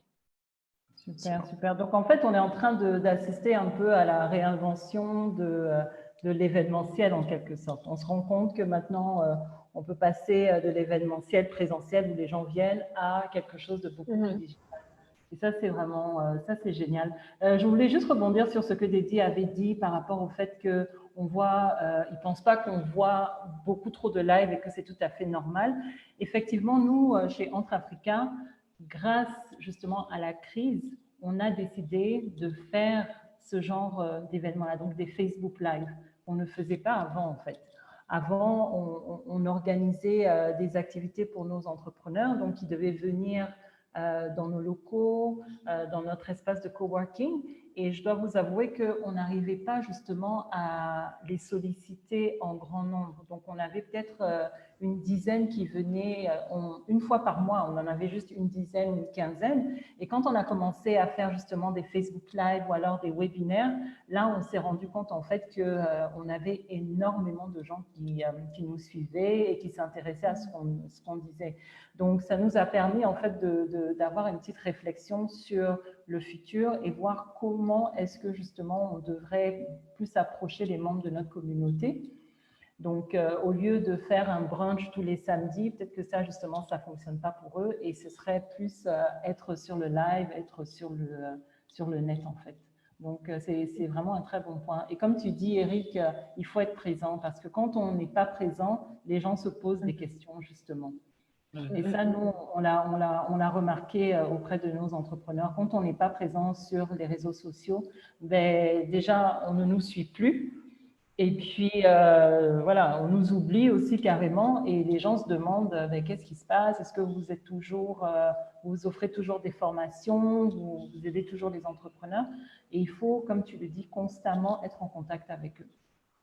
Et pour reprendre la question du reach et puis de l'engagement, par exemple, le fait de ne pas être présent sur les réseaux sociaux est un grand danger. Par exemple, tu as une page depuis quelques années, tu as réussi à accumuler par exemple 5000 fans depuis des années, mais tu ne sais pas, peut-être que 80% des gens ont liké une fois un jour et puis ils ne sont plus jamais revenus sur ta page. D'accord ? Quand tu postes des choses et que tu as 2-3 likes alors que tu as 5000 followers, ça devient louche. Donc, c'est très important, en fait, de toujours être en action, toujours être vivant. Et là, je vois Rébé qui pose une question, qui dit « Je retiens qu'il faut saisir les opportunités et aussi les créer. » Alors, si vous permettez, juste en 2 minutes, je vais donner 2 exemples très concrets de saisir et créer une opportunité. Soit vraiment concret. Sur Abidjan, là, je suis le community, je suis brand manager, en fait, numérique pour KFC Côte d'Ivoire. Et comment j'ai eu l'opportunité, en fait, il s'avère que, bon, coup de chance, j'ai quelqu'un à l'intérieur. D'accord. Mais le quelqu'un à l'intérieur, c'est pas la mentalité du pays, tu es mon frère, donc assis-toi là-bas. Non, non, c'est, voilà, soit tu es bon, soit on ne fait pas, etc. Ce que j'ai fait, c'est que lorsque j'ai vu qu'ils allaient s'ouvrir, j'ai conçu un plan d'opération terrain, street marketing à l'ancienne, que j'ai conçu comme s'il m'avait payé pour le faire. Je l'ai conçu, voilà. Je suis parti de ce que j'avais. Donc, je l'ai fait, j'ai envoyé. Mon ami a reçu, il a partagé et j'ai fait une recherche. Ah, tiens, il y avait des nouveaux outils, des segways. J'en ai fait un deuxième et je leur ai envoyé. Ils ne m'avaient rien demandé, etc. J'ai envoyé. Et bien, 6 mois plus tard, les gars, ils avaient gardé tout ça dans leur archive et savaient dans leur tête que, ah, il y a un gars là qui… Et le jour où il y a eu l'opportunité, ils m'ont contacté et j'ai eu l'opportunité. Donc, en fait, c'est là que je l'ai créé, l'opportunité. Ça veut dire que si tu attends de voir une offre d'emploi quelque part, peut-être va dormir longtemps même. En fait, j'ai créé, c'est-à-dire je suis parti de ce que j'avais moi, je l'ai fait, je l'ai donné. Ils auraient pu le faire par eux-mêmes, hein. Mais bon, ça allait me faire quoi? Tu vois. Donc, j'ai fait, j'ai donné, 1 fois, 2 fois, ils ont compris que tu étais une ressource et puis aussi une expertise. Donc, si tu es capable de le faire comme ça, spontanément, alors le jour où tu as un budget, etc., ce sera formidable. Là, c'est comment tu crées une opportunité. Et puis, comment, le dernier point, 1 minute, comment saisir une opportunité. Bon, il s'avère que j'écris aussi, d'accord? Et j'avais commencé par écrire des chansons. J'écris des livres, mais il s'avère que j'avais commencé à écrire des chansons. Mais je n'ai jamais écrit parce que je me sentais une âme d'auteur, je suis un chanteur, etc. J'avais écrit pourquoi? Parce que j'avais une amie qui sortait d'une émission de télévision, qui chantait super bien et qui voulait avoir un contrat en maison de disque. Elle m'a dit, est-ce que tu peux m'aider? J'ai dit, ok, avec plaisir. Donc pour moi, pour que j'aille en maison de disque, il fallait que j'apporte des chansons. Et puis elle n'avait pas de chansons. Et donc elle a poussé, mais écris. Elle dit, je ne sais pas écrire. Elle me dit, t'as qu'à écrire, toi. Et puis, je me mets à écrire avec elle, on écrit 1, 2, 3, 4, 5 chansons. On enregistre, et il s'avère que je connais Lokwa Kanza. Okay, et j'avais l'occasion de lui faire écouter les chansons. C'est les 2-3 amis de Dédi personnel. J'avais l'occasion de lui faire écouter les chansons, et il appréciait, il dit, oh, c'est super, c'est super. Il me donnait une information. C'est comme un entrepreneur. Tu fais un live Facebook, les gens te disent « Ah, ton produit, tu ne fais pas attention parce que tout ce que tu regardes, c'est qu'il n'y a que 8 personnes et tu en voulais 200. Okay? Mais ton client t'a dit quelque chose. Moi, le quoi Kanza me disait « Ah, Dédé, c'est super, c'est super. » Mais moi, tant que la chanson n'était pas passée par la radio ou bien qu'une maison de disque n'avait pas donné un contrat, Pour moi, la chanson, elle n'existait pas, elle n'avait pas de valeur. Fast forward, genre 1 an plus tard, le Kwa Kanza m'appelle. Il me dit, ah, Dédi, est-ce que tu écris toujours des chansons? Et moi, je dis, ouais, bof, ça fait longtemps que la fille ne m'a pas demandé d'écrire, mais ouais, bof. Et toi, comment ça va? On discute, on discute. 6 mois plus tard, il sort son seul et unique album en français. Là, je l'appelle. Je lui dis, grand frère, quand tu m'avais appelé là, il y a quelques mois, là, c'était pour que j'écrive sur ton album? Il dit oui. Je dis, mais pourquoi tu ne m'as pas dit? Il dit, mais je t'ai dit. Tu viens chez moi, tu me fais écouter des chansons, je te dis que tu écris bien. Je t'appelle, te demande si tu écris toujours, tu me dis bof. Moi, je ne travaille pas avec les bofs. Tout ça pour dire en fait que ça dépend aussi de la manière dont tu te considères. Si tu es trop pauvre, je cherche contrat, je cherche travail, machin, non, non. Est-ce que tu es bon? De quelle manière tu montres ce que tu sais faire? Les gens le verront. Et des fois, même les gens t'ont déjà vu comme ça, en fait. Mais toi, comme tu n'as pas encore le job ou la position ou bien la situation, tu ne te comportes pas comme en tant que tel. Je veux dire, Eric, quand Eric est venu nous voir pour la cérémonie de clôture, c'est Eric qu'on a vu. C'est-à-dire le gars qui anime la Licom Days, le gars qui anime des événements aussi au forum devant tous les grands milliardaires du continent. Ben, c'est comme ça qu'il est. Il n'est pas venu en mode oh, il n'y a plus de salle, ben, peut-être on peut faire un truc vite fait. Il a dit non, cérémonie de clôture. Et c'est ce qui donne le résultat là, c'est ce qui fait que tu as des ministres, etc., qui sont venus dans l'événement, des gens comme Rachel Mwanza, le Kwa Kanza, qui ont Boris Van Gils, des grands producteurs qui ont accepté de vous envoyer des messages vidéo. Donc en fait, c'est ça en fait. Créer une opportunité, c'est donner quelque chose qui t'est proche, même si ton objectif c'est de rentrer dans tel endroit, c'est quoi le premier pas que tu dois faire? Tu le fais. Et puis saisir l'opportunité, ben, c'est voilà, se prendre au sérieux, se considérer, pas se la péter, hein, mais se considérer. Et puis, ça permettra justement de y arriver. Donc, Rébé, c'est ça qu'on dit, saisir l'opportunité et la. Merci beaucoup, Dédi. Merci. Il y a 2-3 dernières questions où il y en a qui nous demandent est-ce que vous avez voulu abandonner pendant que vous étiez dans le processus? C'est sûr que la réponse c'est non. Mais juste, je vais dire quelque chose rapidement. Quand on est un entrepreneur, on n'abandonne pas. Je pense que l'abandon ne doit pas faire partie, en fait, justement, de votre mentalité, du mindset. C'est clair qu'il y a toujours des difficultés, c'est clair qu'il y a des obstacles, mais justement, ça fait partie de la vie entrepreneuriale. Et ceux qui réussissent sont ceux qui n'abandonnent pas. Je vous laisse la parole. C'est super intéressant. J'aime beaucoup cette question parce qu'effectivement, il faut avoir un mental jusqu'au boutiste. Alors, il y a des choses qu'on abandonne. Il y a l'abandon et le lâcher-prise, qui sont deux concepts complètement différents. Je reviendrai dessus.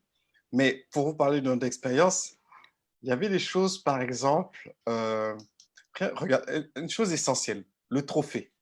Parce qu'on fait une cérémonie de clôture, donc le trophée. L'idée de l'enveloppe qu'on passait, moi, je voulais avoir dans ma mise en scène le trophée pour dire que bon, je vais être celui qui va remettre le trophée au lauréat.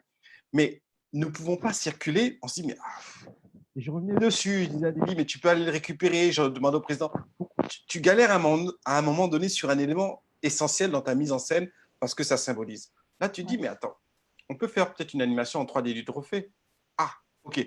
Envoyez-moi la photo. Je contacte un gars à Abidjan qui fait de la 3D, pas ici, pour qu'il m'anime en 3D un élément de transition pour que le trophée existe dans la proposition. Vous voyez? Donc, à un moment donné, j'ai abandonné l'élément physique qui était essentiel pour moi, qui a poussé ma créativité à le repositionner, à le faire exister.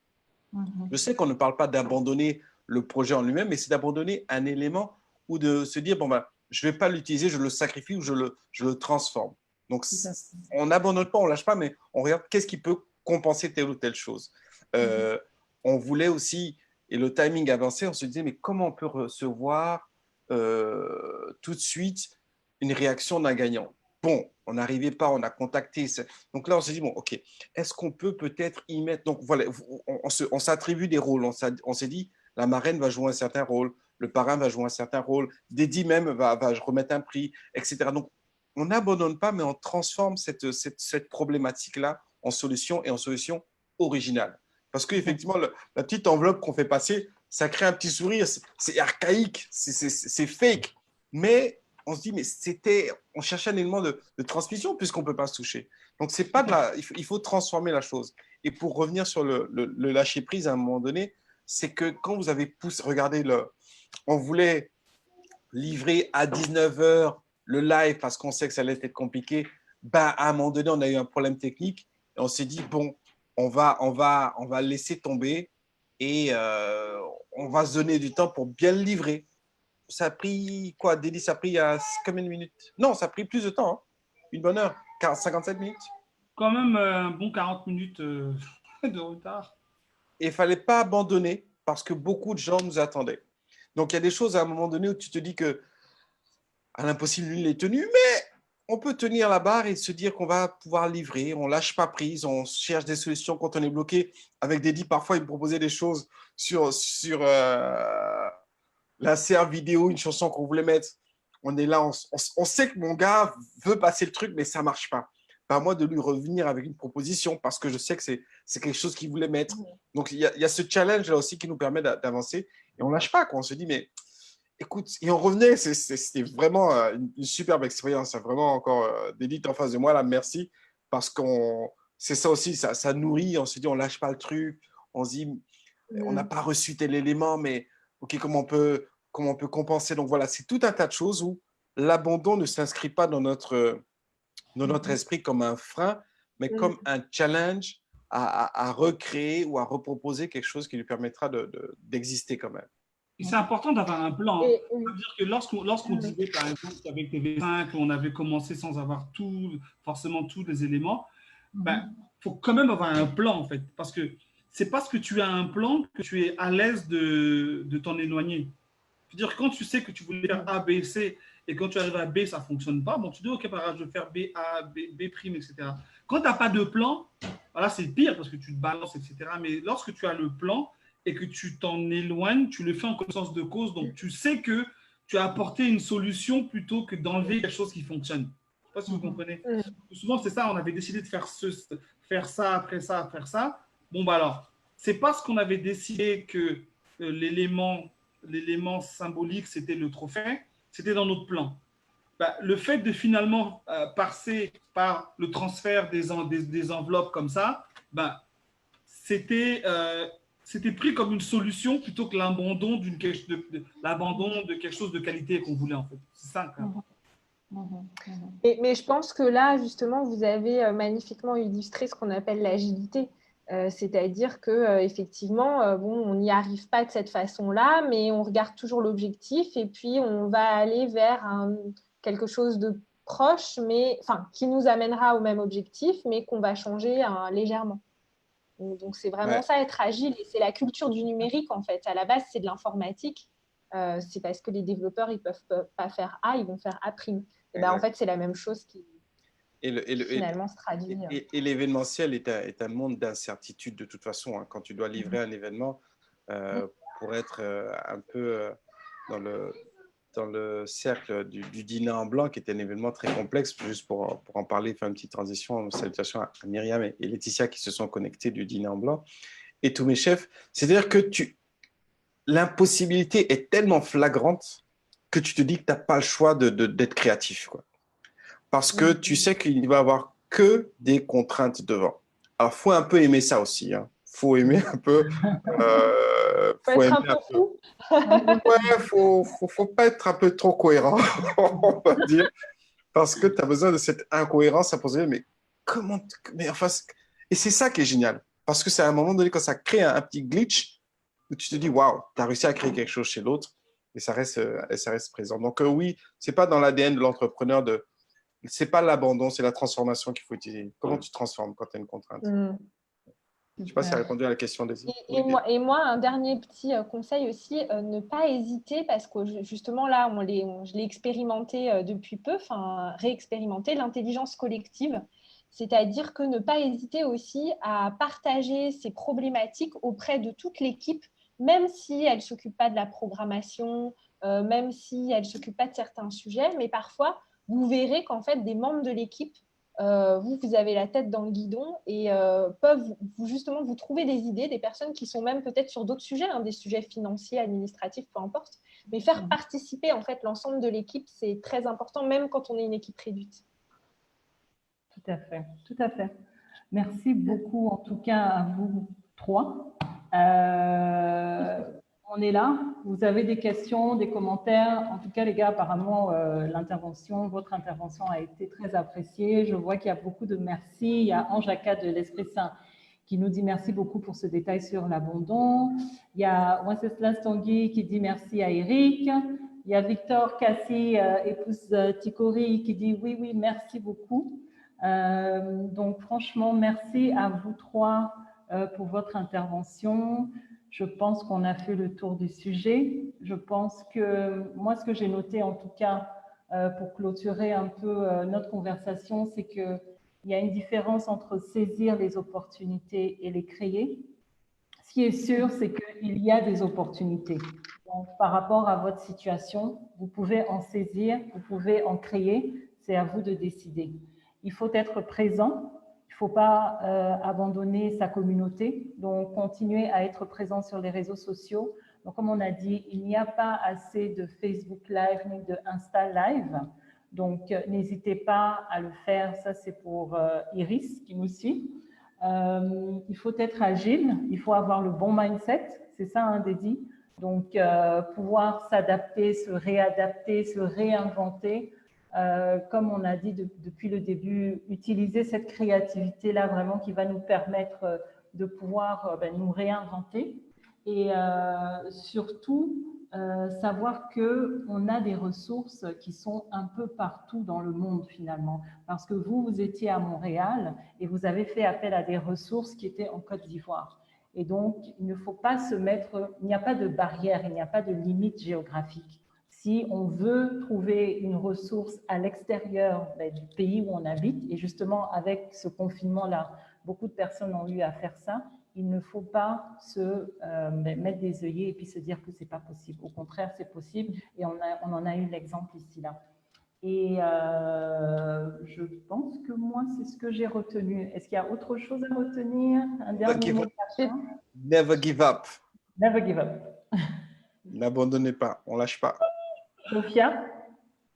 Oui, j'allais juste faire un petit focus sur la com du coup. Effectivement, donc pour refaire un petit point, on a vu que donc les formats tendance, le live, Facebook, Instagram aussi. On a vu aussi avec cet exemple du festival qu'il ne fallait pas négliger les médias en ligne. C'est vrai que Dédi a parlé justement d'une couverture médias en ligne assez importante. Également, ce que j'ai trouvé intéressant, c'est utiliser des contenus finalement dont l'audience que la cible peut s'approprier, c'est-à-dire notamment les réalisateurs qui ont pu utiliser du contenu pour pouvoir communiquer. Donc ça, pas hésiter justement à faire de kits de communication en fait pour que les personnes puissent prendre la parole et que les ambassadeurs en réalité puissent prendre la parole. Donc ça, c'est ce que j'ai retenu. Ensuite, j'ai retenu aussi vraiment l'engagement qui doit être en fait un des objectifs versus l'objectif quanti, ne pas avoir en tête qu'un objectif quantitatif en termes de nombre de followers ou de reach ou d'audience, mais vraiment regarder l'engagement, fidéliser sa communauté, élargir son audience. Également, et là j'ai été surprise d'ailleurs, pas de campagne de sponsoring, beaucoup d'organique, donc ça, bravo. Vraiment. Très peu de sponsoring, ouais, gros bravo. Et puis, j'ai beaucoup aimé aussi le CM n'est pas un stagiaire qui s'ennuie. Ça, je crois que je le retiendrai également. Voilà, en tout cas pour ce qui est de la communication. Merci beaucoup. Merci Sophia. Dédi, le dernier mot de la fin pour toi? Écoutez, allez-y, foncez, proposez, trouvez les bonnes équipes. Que Sophia l'a dit, vraiment travailler en équipe, partager. C'est pas toujours facile, surtout dans ces moments de confinement. Moi, je me souviens, là, j'ai une image en tête au Forum international du commerce et de l'industrie. Je suis à la coordination événementielle. Il y a le Premier ministre qui nous regarde comme ça. On doit envoyer une vidéo, ça ne marche pas. Et tu as le Premier ministre du commerce qui nous regarde comme ça. Moi, je suis en train de fondre, je vais mourir. Et tu as Eric, qui était l'animateur, qui m'envoie un SMS, qui m'appelle en plein événement. OK, on décale ça, on fait ça, on fait ça, on fait ça. Donc, tout ça pour dire qu'en fait, c'est très important de créer des mécaniques de collaboration en amont avec différentes personnes. Vraiment, cherchez les bonnes ressources, travaillez avec les bonnes personnes, soyez une ressource pour les gens qui sont autour de vous. Et voilà, vos projets pourront se développer, je pense, comme ça. Super, merci, merci. Le dernier mot de la fin pour moi, ça va être de souhaiter un joyeux anniversaire à notre big boss. Happy birthday to you, Dédi. Bravo, Dédi. Dans les commentaires, s'il vous plaît, on veut voir vos envoyez de joyeux l'amour, envoyez des anniversaires, cœurs. Là. envoyez des cœurs, partagez. Dédi, c'est notre vieux père. Dédi, c'est notre expert en communication numérique. Envoyez des cœurs à Dédi. Envoyez. Qui amène de la joie partout où il passe. En tout cas, Dédi, on te souhaite le meilleur pour cette nouvelle année. Tu as une petite musique de fin là qui fait Happy Birthday. Là. Tu vois, la technique. Ah, ben, tu vois, ça fallait l'écrire dans la scénario. Tu vois, tu fais le truc, tu sors le gâteau, Dédi, tout ça, c'est. Tu attrapes le gâteau. Après, je le passe. Attends, Dédi, vas-y, souffle ta bougie. Vas-y, tu vas voir. Oh Bravo. Envoyez des cœurs. Plein de bonnes choses, bénédictions. Merci pour l'invitation, Daisy, Sophia. Bonjour à Abidjan, à la Côte d'Ivoire, toute l'Afrique. C'est la Journée internationale de l'Afrique et puis le monde entier. Prenez soin de vous, prenez soin des autres et que voilà, qu'on sorte tous en santé de cette crise. Merci beaucoup. Alors, merci beaucoup. Et merci aussi à Iris de nous avoir sauvés sur le problème. Iris, merci. Grâce à toi, tu vois, on est là, live, on a plein de cœurs pour Dédi. On a pu souhaiter joyeux anniversaire à Dédi. Et franchement, merci infiniment. Comme tu l'as dit, Sophia, il faut une équipe et il faut bien coordonner. Et là, vraiment, c'est un exemple parfait. Donc, pour ceux qui nous suivent sur Entre Africa, ou ceux qui ne nous connaissent pas, allez liker la page Entrepreneurs Entre Africa. Chaque semaine, en fait, on fait un Facebook Live où on donne la parole à des entrepreneurs ou à des experts, justement pour vous donner des conseils qui vont vous aider dans votre cheminement entrepreneurial. Adicom, vous êtes sur la page, partagez ce live-là, n'hésitez pas. Ouvrez l'œil. Merci. Bientôt une annonce. Exactement. Donc, restez connectés à Adicom. Vous pouvez suivre Dédi sur sa page, Dédi, ta page Facebook. Moi, j'ai ma page Facebook d'auteur. Voilà, ta page Facebook d'auteur. Et Eric, je pense que toi aussi, tu as une page Facebook. Oui, une fanpage, plusieurs existences, que ce soit Acoustica pour de la musique, que ce soit Talk and Taste sur Instagram. Suivez ça, il y a tout un univers. Si vous aimez, allez faire un tour sur Talk and Taste sur Instagram. Il y a beaucoup de lives qui se font avec une superbe équipe. Allez suivre ça, je vais le poster tout à l'heure. Et puis à la fin, tu me laisseras juste un 30 secondes. Quand tu me dis c'est fini, tu me dis. Et puis je lance quelque chose. D'accord. Ben, écoute, mais là, c'est terminé. Merci à tous de nous avoir suivis. Et puis, moi, je vous donne rendez-vous donc la semaine prochaine sur la page de Entrepreneurs Entre Africa. C'est fini, Eric, à toi.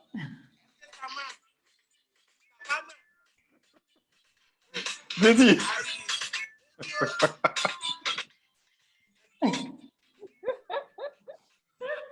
Voilà. Merci. Bon, ça reste entrepreneurial, mais il faut de temps en temps, voilà. Il faut se lâcher. Sur ce, merci à tous. Je vous dis bye bye. Merci à tous les trois. Ciao, ciao. Bye bye. Bye. Salut, merci. Bye.